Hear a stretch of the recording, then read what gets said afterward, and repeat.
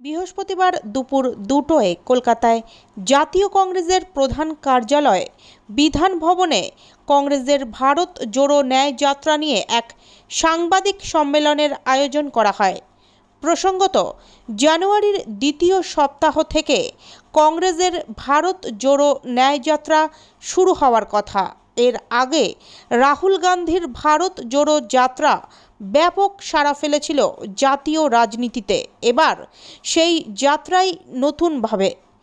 কংগ্রেস সূত্রে খবর, আগামী 27শে জানুয়ারি থেকে 29শে জানুয়ারির মধ্যে গুয়াহাটি থেকে কোচবিহার হয়ে এ রাজ্যে প্রবেশ করবে এই যাত্রা।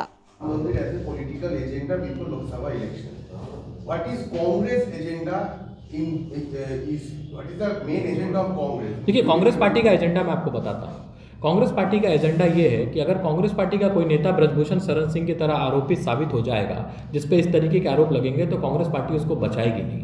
कांग्रेस पार्टी का जो मोटो है, कांग्रेस पार्टी का मोटो ये नहीं है कि इस देश के एक व्यक्ति के हाथ में इस देश की तमाम संपदा, पोर्ट उसका, एयरपोर्ट उसका, अड्डा उसका, हवाई अड्डा उसका, प्रधानमंत्री भी उसके, दुनिया भर के पोर्ट्स उसके। कांग्रेस पार्टी का ये एजेंडा नहीं है। कांग्रेस पार्टी का एजेंडा है भारत जोड़ो न्याय यात्रा।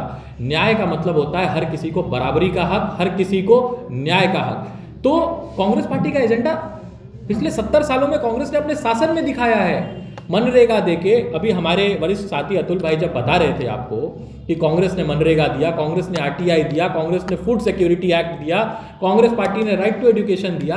तो कांग्रेस का एजेंडा 70 साल से ये देश देख रहा है कि कांग्रेस पार्टी का क्या एजेंडा है। कांग्रेस पार्टी का एजेंडा है कांग्रेस का हाथ गरीब के साथ, कांग्रेस का हाथ मध्यम वर्ग के साथ, लेकिन कांग्रेस का हाथ किसी चंद चुनिंदा उद्योगपति के हाथ नहीं, साथ नहीं। तो ये कांग्रेस का एजेंडा बहुत क्लियर है। भारतीय जनता पार्टी अपना एजेंडा बताए। 10 साल पहले 2 करोड़ रोजगार, 10 साल पहले 40 रुपए पे पेट्रोल, 10 साल पहले स्विस बैंक से काला धन आने वाला है, 15-15 लाख रुपए आपके खाते में, और 10 साल के बाद 639वें नंबर से एक व्यक्ति पहुंच गया पहले नंबर पे। एजेंडा क्या था, चले कहां से थे? और अब चुनाव आया है तो राम भरोसे पार्टी चल रही है, राम नाम पे लूट मचाने की कोशिश कर रहे हैं। जनता ये होने नहीं देगी। किसी भी तरीके से 2024 में इनकी दाल नहीं गलने वाली है। ये तमाम फ्रस्ट्रेटेड हैं। आप समझो ये डर रहे हैं। ये जो इस तरीके की बातें होती है, फला स्टेट में क्या होगा, इससे गठबंधन होगा कि नहीं होगा, उससे होगा कि नहीं। भारतीय जनता पार्टी शिंदे साहब से भी गठबंधन करती है, भारतीय जनता पार्टी पवार से भी गठबंधन करती है, भारतीय जनता पार्टी नारायण राणे को भी लेने में नहीं हिचकती है। भारतीय जनता पार्टी के लिए आज सिंधिया जी जो है सो कर्मयोगी हो गए, पहले नामदार थे अब कामदार हो गए। तो भारतीय जनता पार्टी को बोलने का अधिकार नहीं। और इस राज्य में आज जो उनका एलओपी है इस राज्य में, वो एक जमाने में किस पार्टी का हुआ करता था?